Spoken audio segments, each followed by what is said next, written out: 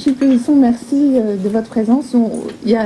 C'est un plaisir à multiples facettes de vous recevoir ce matin. D'abord parce que ça va faire un an que vous avez pris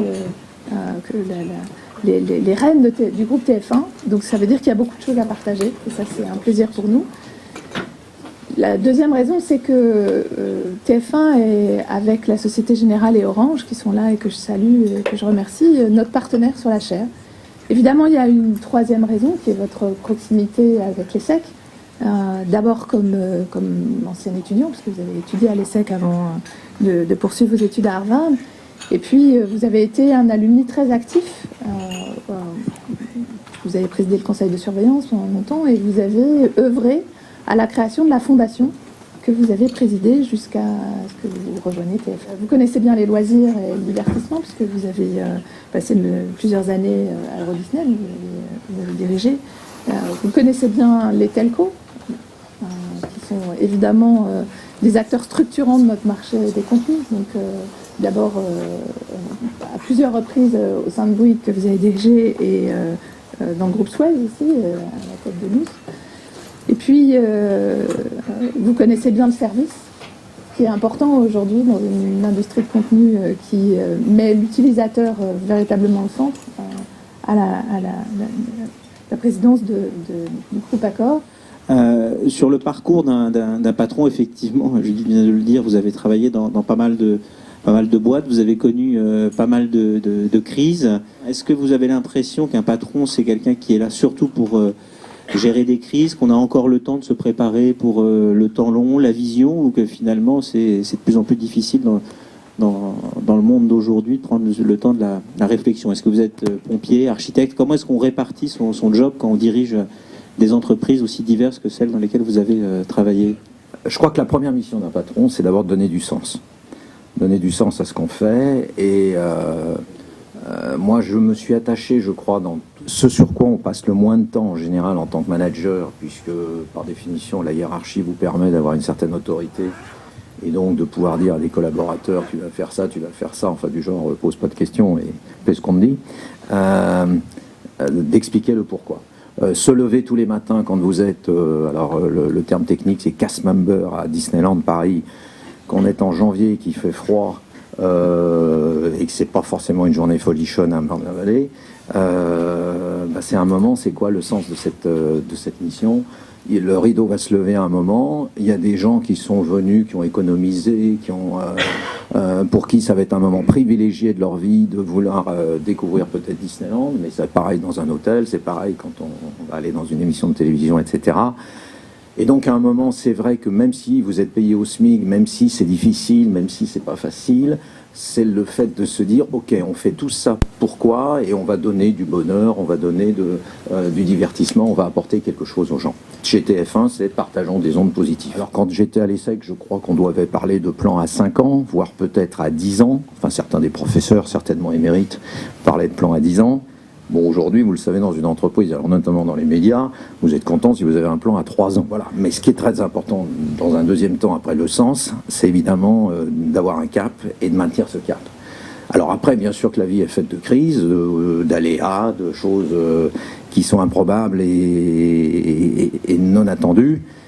Et là, le défi pour le dirigeant, c'est à la fois d'arriver à gérer un cap, et puis de pouvoir décrocher, s'adapter, se mobiliser, mais c'est vrai dans la gestion aussi quotidienne de l'agenda, où moi j'ai toujours trouvé, et ça c'est pas, à l'époque, c'était pas enseigné à l'ESSEC, c'est comment vous gérez à la fois une structure de votre agenda, et ça a dû tous vous arriver en tant que responsable dans des entreprises, si le haut de la pyramide commence à swinguer ou à changer constamment, tout le reste de la chaîne bouge. Il y a beaucoup de choses qui changent dans la façon dont les jeunes, et on le voit bien dans les cursus des ESSEC, on est plutôt dans le zapping, on est dans moins de concentration, on est dans des choses où il faut s'adapter, on ne va pas avoir les mêmes types de réunions, on accepte les tweets, il va y en avoir ce matin j'imagine, etc., etc. La concentration, vous le savez comme moi, vous rentrez en réunion, quand la moitié des gens sont devant leur portable, c'est toujours agréable. Donc ça c'est le monde d'aujourd'hui. Et là encore, je crois que c'est plus la question de dire qu'est-ce qu'une entreprise peut apporter à un collaborateur, à la fois dans sa partie professionnelle, mais aussi dans sa partie personnelle. C'est vrai que des dimensions, et notamment pour les Français, je crois que c'est très important. Un certain nombre de pays, moi j'ai eu la chance de travailler au Brésil, en Chine, dans des pays où les classes moyennes sont en plein devenir, et donc il y a une formidable compétition pour accéder et s'élever dans la société. C'est vrai que quand vous revenez en Europe, et notamment en France, sans dire qu'on est plutôt extrêmement bien nantis, ou pour pas dire gâtés, mais on a la chance de pouvoir, et les jeunes des générations actuelles peuvent accorder énormément d'importance, parce que c'est ce que la société leur permet de faire, entre leur partie professionnelle et leur partie personnelle. Et moi, j'ai toujours encouragé les collaborateurs à préserver leur partie personnelle, considérant que quelqu'un qui a une vie équilibrée est un collaborateur beaucoup plus performant que celui qui passe sa journée à vous dire « Moi, tu sais, mon boulot, c'est tout pour moi, et il n'y a que ça qui compte dans ma vie », ce qui, moi, me terrorise. Non, la chance que l'on a dans le monde des médias, c'est qu'effectivement, on a non seulement, on parle évidemment au quotidien de télévision, mais on parle beaucoup du monde digital. Donc c'est vrai que c'est une promiscuité avec le monde du web, les start-up, il y a beaucoup de choses qui font qu'on est obligé de s'adapter. Le défi, après, pour une grande entreprise, mais enfin, j'ai vu que Orange était l'un des sponsors, c'est le défi d'être à la fois la grosse boîte qui, par définition, a énormément de structure, va avoir une certaine lourdeur, pour pas dire pesanteur, dans son administration et sa façon d'avancer, et en même temps, cette capacité à être réactif et agile, et à pouvoir travailler avec un esprit de start-up. 2-3 mots-clés qui définissent qui doivent définir votre vision et donc votre action, et puis après je propose qu'on revienne un peu sur ces mots-clés. C'est quoi les piliers de base de votre stratégie pour TF1, votre stratégie offensive pour TF1? C'est leader, avec le côté à la fois défendre un leadership et inventer qu'est-ce que c'est que le leadership de demain.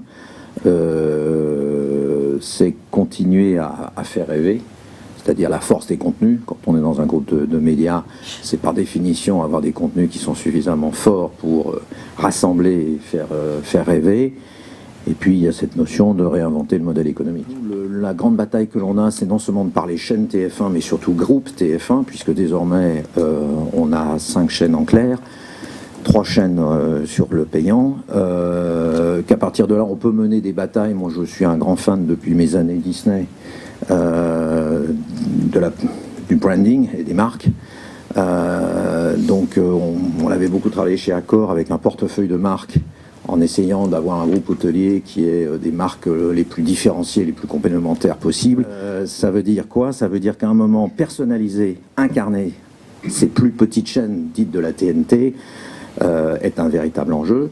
On vient de faire émerger une deuxième chaîne qui a fini l'année formidablement bien, puisqu'on passe devant C8, ce qui était quand même un truc absolument inimaginable il y a 6 mois, sur le dernier quadrimestre. TMC, donc avec l'émergence, alors après vous le connaissez sans doute en tant que spécialiste des médias, c'est comme au football, c'est le mercato, vous changez des talents, etc. Et donc nous on a fait arriver comme talent Yann Barthès et toute l'équipe ex-Petit Journal, donc désormais du quotidien, qui ont en partie révolutionné la chaîne et qui ont servi de locomotive, mais qui, quand on y ajoute des blockbusters, quand on y ajoute un certain nombre de séries un peu cultes, fait que la chaîne TMC a commencé avec un habillage un peu différent, nouveau, repositionné, à prendre une incarnation qu'on ne lui connaissait pas. Donc on a aujourd'hui TF1, TMC, et puis NT1 et HD1, qui vont être évidemment des chaînes qui seront complémentaires sur l'univers à la fois du divertissement et du paysage audiovisuel, disons au sens classique. Et puis on a LCI, qui en tant que chaîne d'info, elle aussi a repris sa place, puisqu'on est repassé en clair. Et donc c'est comment on gère un portefeuille de marques de cette nature, sachant que LCI va s'appuyer sur la grande rédaction de TF1, TF1 étant le leader là aussi. Puis alors après, il y a tous les réseaux sociaux, il y a les déclinaisons sur le web, il y a la créativité sur le digital, puisque là, désormais, on raisonne plus simplement en télévision linéaire, mais c'est surtout comment, quand je fais une nouvelle série, un nouveau jeu, une nouvelle édition de Danse avec les stars ou de Koh-Lanta, comment tout cela se décline de façon différente, innovante, sur le digital. Donc vous l'avez peut-être vu, enfin, je vous incite à aller le voir, chaque fois qu'il y a des nouvelles séries, on l'a fait avec une série qui s'appelait La Vengeance aux yeux clairs, où soudainement on a mis en binge-watching la possibilité, donc comme le fait Canal depuis peut-être un certain temps, eh bien en clair, mais nous de façon désormais même payante, de pouvoir regarder toute la série d'une seule fois sur le web, et puis bon, pas mal de mécanismes d'innovation qui font que je crois aujourd'hui on essaye d'accompagner nos téléspectateurs. On n'est plus dans je vais vous voir dans votre salon, mais j'essaye de vous attraper où que vous soyez, et quel que soit l'écran que vous utilisez, qu'il soit un grand écran traditionnel ou que ce soit une tablette, un mobile. Moi, TF1, mon devoir, c'est d'être avec vous et de vous accompagner dans la vie. Puisque aujourd'hui, vous le savez comme moi, on ne regarde plus la télévision en faisant rien, mais on regarde la télévision en étant soi-même en communication avec 3-4 personnes. Enfin, on vient à notre modèle économique. Non seulement vous pouvez faire des spots de 10, 20, 30 secondes, ce que vous avez toujours fait sur TF1, et donc Monsieur L'Oréal, Monsieur Soggen ou Monsieur Orange, bienvenue chez nous. Mais ça fait 30 ans, 40 ans qu'on fait ça. Mais c'est surtout, on peut vous accompagner sur ces territoires-là. Et puis quand on a, par exemple, on a un MCN qui s'appelle Finder, qui organise avec des blogueurs un événement, on l'a fait l'an dernier, qui s'appelait Get Beauty. Vous avez soudainement par le web 15 000 jeunes femmes qui se réunissent au Parc Floral pour parler cosmétique, qui est un truc que voilà, peu d'annonceurs auraient pu imaginer de faire en utilisant les réseaux traditionnels, Sephora, Marionneau, etc. C'est un autre type de distribution, c'est un autre type de communication et tout ça. Mais on peut, nous, en tant que groupe TF1, de par les contacts qu'on a, de par les réseaux qu'on a et de par le rayonnement qu'on a sur le web, pouvoir proposer ça. Et puis alors, dans le domaine dans le modèle économique dont je parlais tout à l'heure, bien sûr qu'il y a un autre pilier qui est très important, c'est la production. Je vous parlais de l'importance des contenus. Le fait d'avoir acquis l'année dernière Newen, qui est une des très belles entreprises de production en France, permet au groupe, désormais dans la diversification, d'avoir ce métier de la production, qui est un métier extrêmement clé, puisqu'à la fois ça permet d'être propriétaire de ce que les Américains appellent les IP, la propriété intellectuelle, puisque je vous le rappelle, dans les paradoxes des modèles français économiques, on doit être un des rares pays où le financeur de l'œuvre n'est pas le propriétaire. Si j'ai bien compris ce qui s'est passé sur Hollywood, on est passé en quelques années d'une production de 250 séries par an à plus de 400, et je crois que cette année on a dû frôler les 450 sur Hollywood. Ça veut dire quoi? Ça veut dire que vous avez à la fois effectivement cette espèce d'effervescence de créativité, mais aussi de gabegie et de paupérisation des contenus. Parce que pour pouvoir produire 450 séries par an, par définition, il y a énormément de prise de risque, mais sur des modèles qui restent finalement assez marginaux. Et donc on est beaucoup plus dans l'incitation à faire beaucoup de choses, parce qu'effectivement, compétition, demande, etc. Mais derrière, on en revient au monde merveilleux des contenus, c'est-à-dire que derrière, il faut des auteurs, il faut de la qualité, et il faut, pour nous, chaîne de télévision, de la pérennité. C'est-à-dire que si je veux faire plusieurs saisons d'une série, c'est pas la peine que la première saison soit formidable, si la deuxième ou la troisième est une catastrophe. Et là, qu'est-ce qui se passe aux États-Unis dans ce qu'on voit? C'est qu'à la fois, il y a énormément de demandes, mais pour des types de séries qui sont beaucoup plus pointues, on va dire beaucoup plus de niches, destinées notamment au câble et aux réseaux payants. Beaucoup de ces séries s'arrêtent au bout d'un an. Et quand j'achète aux États-Unis, c'était le point que vous faisiez, sur des séries qui ont été amorties sur le monde entier, et où, alors je ne vous parle pas de Dr House, qu'on devait pouvoir toucher à l'époque à 150 000 euros ou 200 000 euros, mais des séries américaines qu'on peut avoir sur 52 minutes à 400 ou 500 000 euros. Une série française, elle va ressortir à 800 000, à 1 million d'euros, les 52 minutes. Donc dans mon coup de grille, c'est pas tout à fait pareil.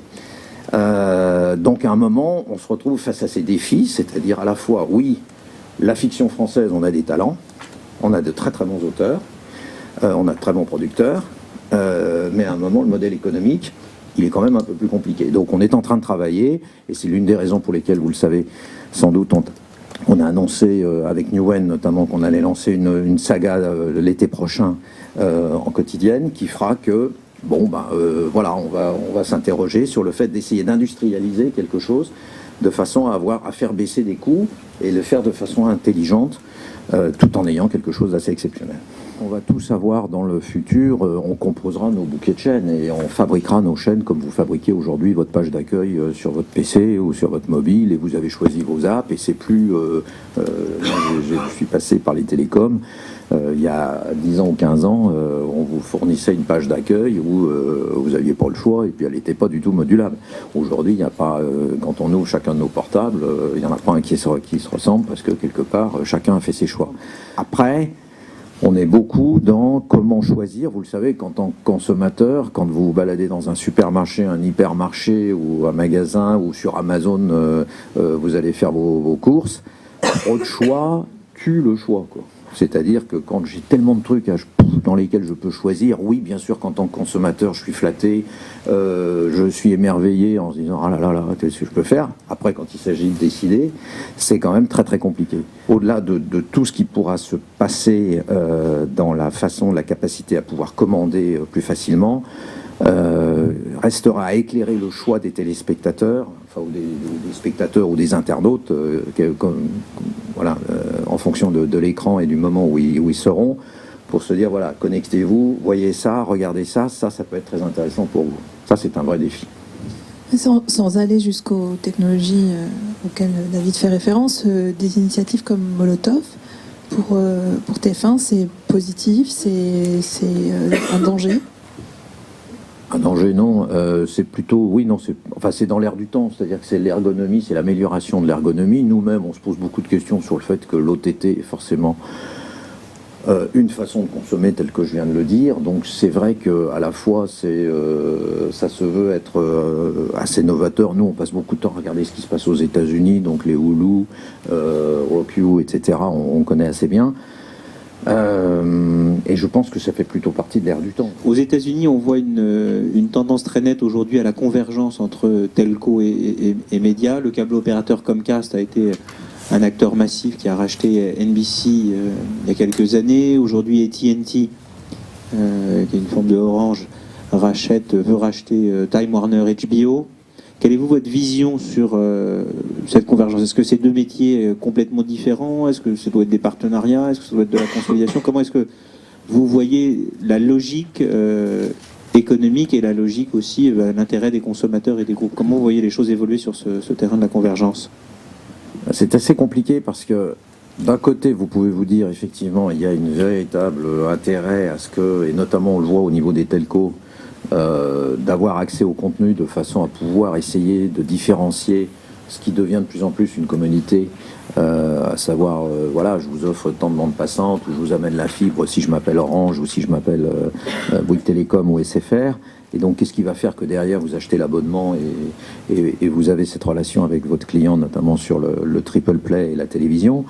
Et paradoxalement, quand je parle d'OTT, on parle de Molotov, on parle de systèmes totalement ouverts. Entre guillemets, moi, client, je veux garder ma liberté. Puisque plus que jamais, je voudrais avoir la liberté. Donc, essayer de m'enfermer dans le fait de dire, toi seul, parce que tu es chez SFR, tu pourras avoir accès aux droits de la première ligue de football, c'est bien. Enfin, ça va marcher qu'un temps. Et la preuve, c'est quand même assez compliqué. Donc, si vous voulez, je veux dire, elle est là, à la limite.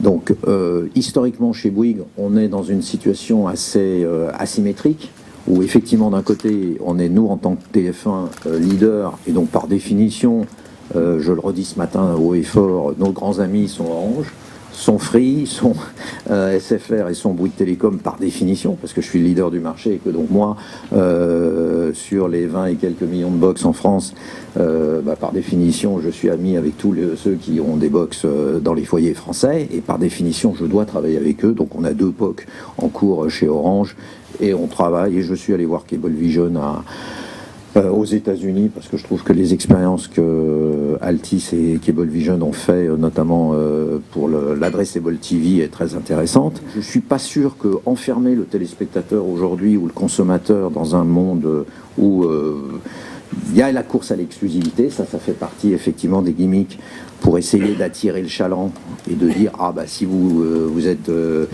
abonné chez nous, vous aurez en exclusivité ce genre de droit. Mais je crois pas que ça soit un modèle qui sera pérenne. Et j'ai vu les gens de NBC Universal à New York et à Las Vegas. Ils sont pas vraiment là-dedans non plus. Ils sont assez ouverts et ils sont actionnaires de Hulu. Enfin, à la fois les marques ont besoin de vivre et les marques ont besoin d'exister. Donc vous avez une vraie problématique de comment je fais vivre une marque et comment je la mets en musique. Et on voit beaucoup d'annonceurs qui nous disent finalement, vous savez, nous, la consommation qu'on fait individuellement sur nos écrans n'a pas du tout le même impact qu'un spot à 20h50 sur le grand film du dimanche soir de TF1. Et si vous parlez avec un certain nombre de publicitaires ou de spécialistes médias, ils me disent c'est pas pareil. À un moment, la puissance et l'impact que je peux avoir avec une campagne, c'est les spots du Super Bowl, quoi, pour reprendre des exemples américains. Et avant vous tuiez les spots du Super Bowl, je pense qu'il va se passer un certain temps. Donc c'est pareil pour les spots de la Coupe du Monde. L'année prochaine, vous allez avoir en exclusivité, évidemment, sur TF1 tous les matchs de la Coupe du Monde de 2018. Je peux vous dire que la puissance de ces spots-là, elle est irremplaçable. Et c'est pas des campagnes sur le web. Ça sera différent. C'est des natures différentes. Je crois qu'il faut vraiment en être conscient. Alors, Facebook Live, c'est un peu ça. C'est-à-dire qu'à la fois, oui, on est fondamentalement d'accord pour dire que c'est une évolution formidable et assez enthousiasmante. Et on a été chez TF1 l'un des premiers à participer à des expériences avec les équipes de Facebook France sur les Facebook Live. Inversement, on a un vrai sujet, c'est le partage de la valeur. Donc j'en ai reparlé pas plus tard que la semaine dernière dans cette belle ville de Las Vegas avec les équipes de Facebook, Amérique, pour leur dire on n'est pas d'accord. On a un vrai problème, tant que vous n'accepterez pas de partager de la valeur de façon significative avec nous, nous refuserons de rentrer, entre guillemets, dans on vous donne des contenus. On va s'arrêter là. Merci chaleureusement pour ce partage. Merci à tous.